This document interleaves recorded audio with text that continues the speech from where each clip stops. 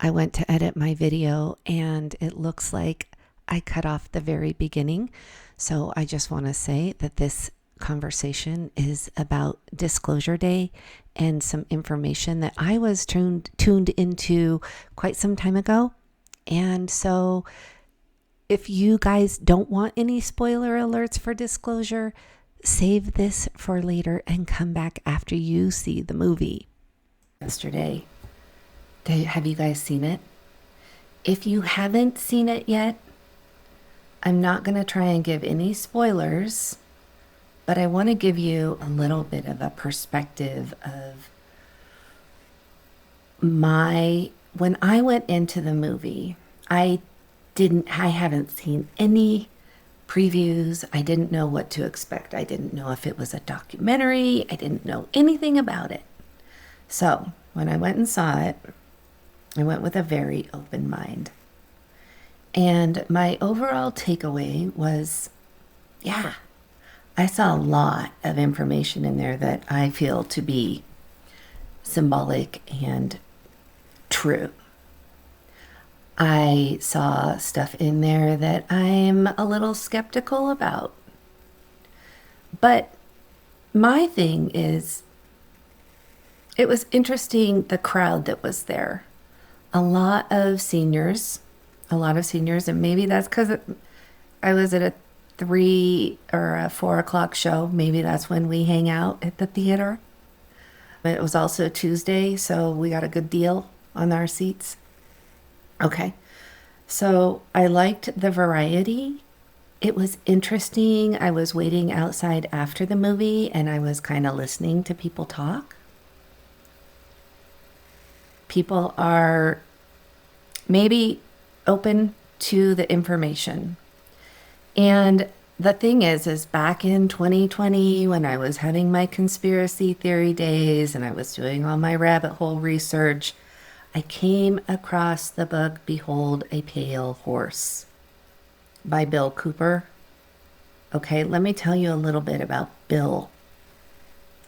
His videos are on YouTube. Bill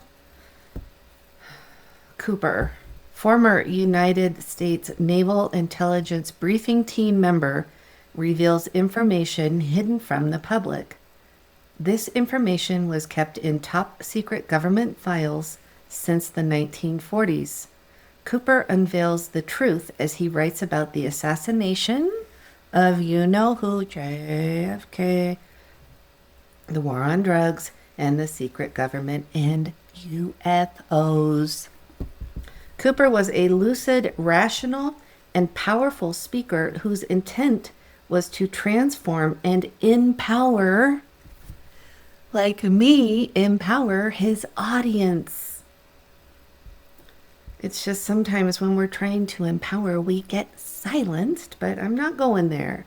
Standing room only was normal for his events. His presentation and information transcended partisan affiliations as he clearly addressed issues in a way that had a striking impact on listeners of all backgrounds and interests.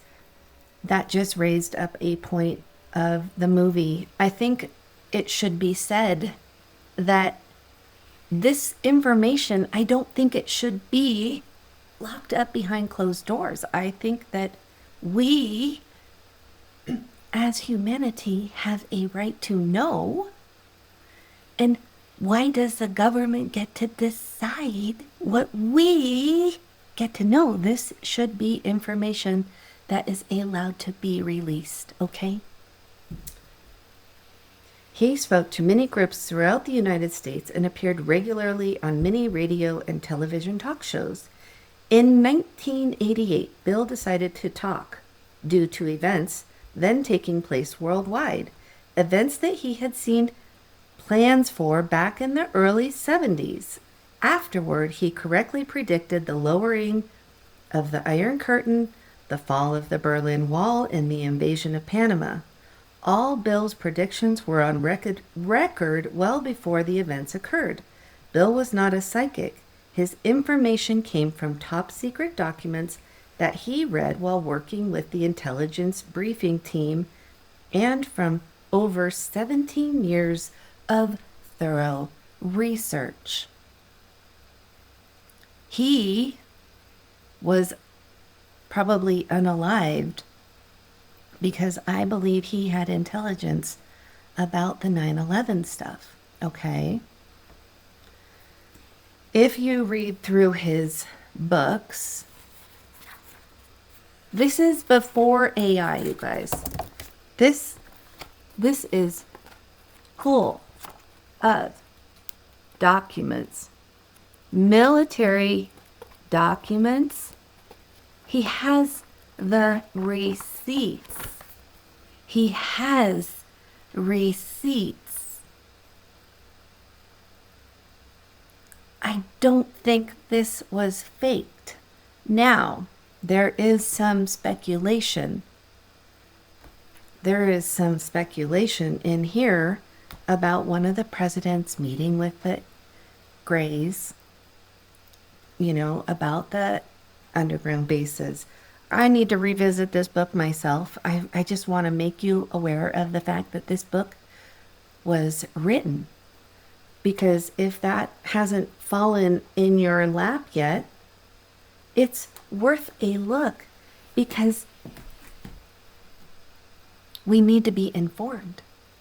The more informed we are, the less stuff we will agree to when they throw it in our face.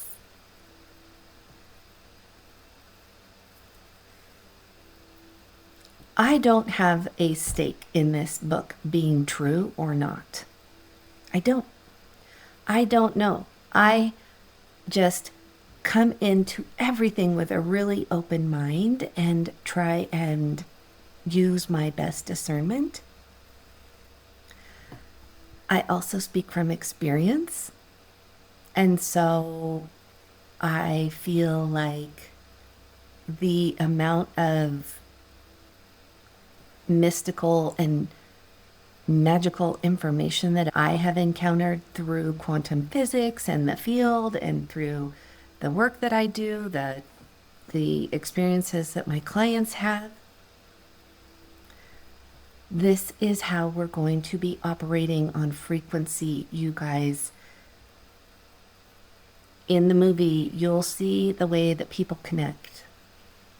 It's a recognition and a remembering, and that's why I am not using hashtags. That's why I don't try and chase down business in the matrix, the Chamber of Commerce and the executive luncheons and stuff like that. I don't believe those are my people. My people are the ones who are remembering that they are a soul having a human experience, and you know that you are here for a better life. We shouldn't have to work until we're 65 just so we can get some little measly check from the government. I'm not okay with that. And at this point, I have a very little amount left in my retirement because I have poured it into my business, my brick and mortar business. And so I'm at a crossroads. Spirit said, get out there, make some videos. I have interviews lined up. I am going to start featuring people that have also woken up from the matrix, how their spiritual awakening is going. I am going to bring you the stories of real people, not the ones that are getting all the... They're more like me. They're more like you and I. They're people who are doing it. And I want to let you know there's no right way to do it. It does require clarity, knowing where you're headed. There are a ton of us who signed up early and started reading the books early so that we could be a guide to help you navigate this part of the journey. Bridges. We bridge. I bridge people from the 3D to the 4D, and then I bridge people from the 4D to the 5D. So many of the star seeds and light workers, I tend to work with a lot of star seeds and light workers. So many of them are right there on the cusp of a breakthrough, of a download that is going to set them on their path. I'm a life scripter as well. So for years, I was journaling. I was writing down my desires. I was working with my guides. For 3 years, I worked out of my home part-time on the nights and weekends. Okay, I'm going to wrap this up. Behold a pale horse, friends. If you're curious, this is a really interesting assortment of information that might open you up to the next level of the game. Are you ready to play? We'll see you in the next video.